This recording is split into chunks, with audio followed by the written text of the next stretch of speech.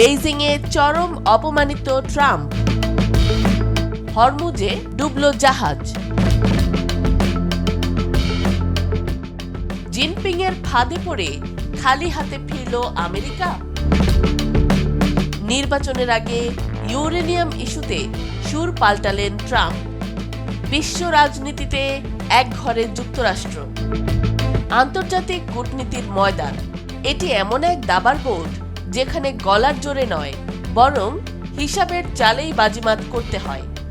যুক্তরাষ্ট্রের দোর্দণ্ড প্রতাপশালী president Donald Trump Fox নিউজের পর্দায় বসে যিনি চরম দাম্ভিকতার সাথে হুঙ্কার দিয়েছিলেন, ইরান ইস্যুতে আমি আর বেশি ধৈর্য ধরব না, কিন্তু টেলিভিশনের পর্দার সেই গলাবাজ আর ভূ রাজনৈতিক বাস্তবতার মাঝে যে কতটা আকাশ পাতাল তফাৎ, তা বেইজিংয়ে শি জিনপিং এর সাথে রুদ্ধদ্বার বৈঠকের পর হাড়ে হাড়ে টের পেয়েছেন মার্কিন প্রেসিডেন্ট। ইরান নিয়ে আবারও চরমভাবে ব্যর্থ হয়েছেন ট্রাম্প। শুধু ব্যর্থই হননি, আন্তর্জাতিক মিডিয়ার খবর অনুযায়ী চীনের কাছে আক্ষরিক অর্থেই চরম অপমানের শিকার হয়ে নির্ধারিত সময়ের আগেই দেশে কেটে পড়েছেন তিনি।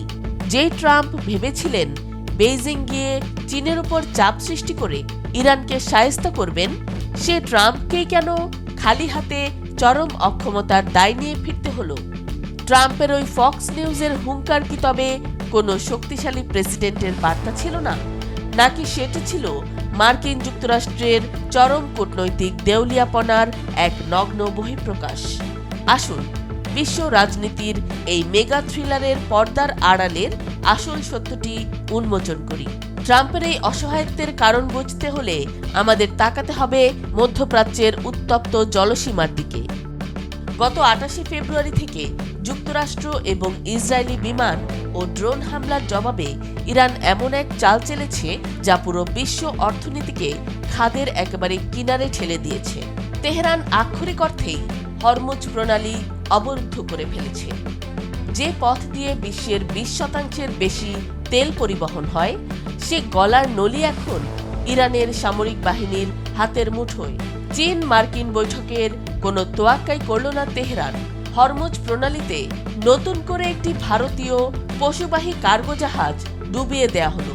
শুধু তাই নয়, সংযুক্ত আরব আমিরাতের ফুজাইরা বন্দর থেকে আস্ত একটি জাহাজ ছিনতাই করে সোজা ইরানের জলসীমায় নিয়ে যাওয়ার মতো ভয়ঙ্কর ঘটনা ঘটেছে।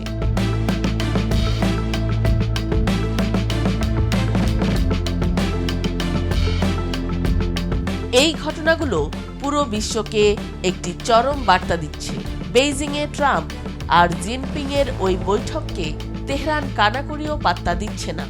হরমুজের ভয়াবহ এই খাদের কিনার থেকে বাঁচতে ডোনাল্ড ট্রাম্প আশা করেছিলেন তার কৌশলগত চীন সফর হয়তো কোনো জাদুর কাঠি হয়ে ধরা দেবে। হোয়াইট হাউস থেকে ঘটা করে দাবি করা হলো শি জিনপিং নাকি হরমুজ প্রণালীর সমীকরণ এবং পারমাণবিক অস্ত্রের বিরোধিতার প্রশ্নে ট্রাম্পের সাথে একমত হয়েছেন। কিন্তু কূটনীতির আসল খেলা তো অন্য জায়গায়। চীন আসলে মুখে একমত হলেও তাদের সবচেয়ে ঘনিষ্ঠ মিত্র এবং তেলের সবচেয়ে বড় যোগানদাতা ইরানের উপর বিন্দুমাত্র কোনো চাপই প্রয়োগ করেনি।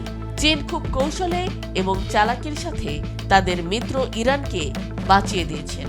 বেইজিংয়ের কাছ থেকে ট্রাম্পের কপালে জুটেছে কেবল ফাঁকা আশ্বাস আর চরম অপমান। জিনপিং প্রশাসন যুক্তরাষ্ট্রকে শুধু বেশি করে তেল কেনার একটি মূলা ঝুলিয়ে আক্ষরিক অর্থেই খালি হাতে ফিরিয়ে দিয়েছে।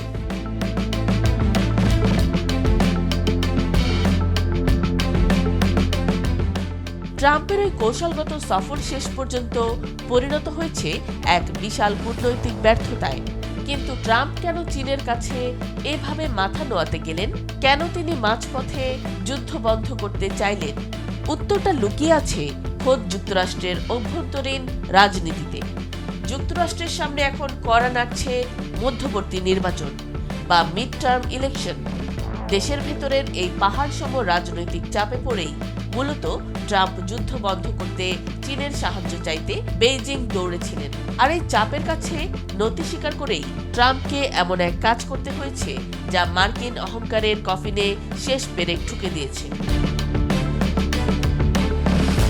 কিছুদিন আগেও এই ট্রাম্পই বুক ফুলিয়ে দাবি করেছিলেন যে কোনো চুক্তির আগে ইরানকে অবশ্যই তাদের মজুত করা ইউরেনিয়াম হস্তান্তর করতে হবে। আর এখন চীন থেকে অপমানিত হয়ে ফেরার পর তিনি সম্পূর্ণ সুর পাল্টে ফেলেছেন। এখন তিনি ক্যামেরার সামনে দাঁড়িয়ে বলছেন ইউরেনিয়াম হস্তান্তর করাটা খুব বেশি জরুরি কোনো বিষয় নয়। ভাবতে পারেন, যে ইউরেনিয়াম ইস্যু নিয়ে যুক্তরাষ্ট্র ইরানের উপর বছরের পর বছর নিষেধাজ্ঞা দিয়ে রেখেছে, ট্রাম্প এখন বলছেন সেটা আর জরুরি নয়। ট্রাম্পের এই পিছু হটা দিনের আলোর মতো প্রমাণ করে দিয়েছে যে চীন ও ইরানের যৌথ কূটনীতির কাছে যুক্তরাষ্ট্র আজ চরমভাবে হেরে গেছে।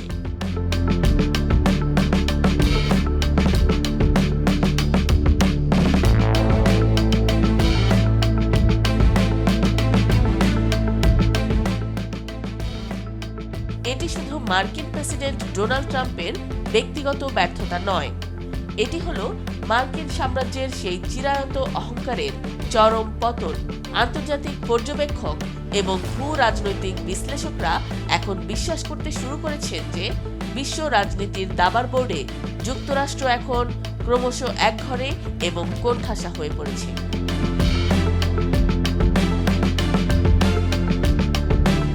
মধ্যপ্রাচ্যে খবরদারি করার সেই একচ্ছত্র দিন হয়তো ফুরিয়ে আসছে।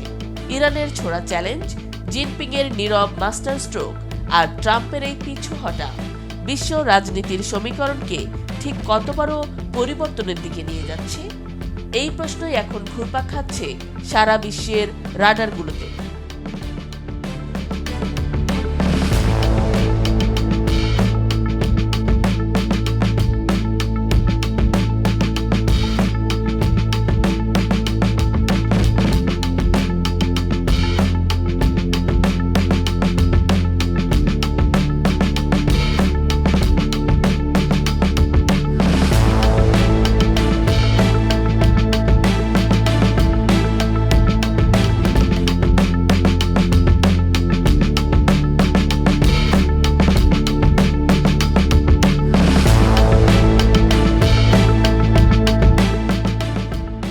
আন্তর্জাতিক কূটনীতির অজানা অন্ধকার, পরাশক্তিদের রুদ্ধশ্বাস, স্নায়ুযুদ্ধ এবং খবরের পেছনের বস্তুনিষ্ঠ বিশ্লেষণ সবার আগে পেতে চোখ রাখুন আমাদের চ্যানেলে।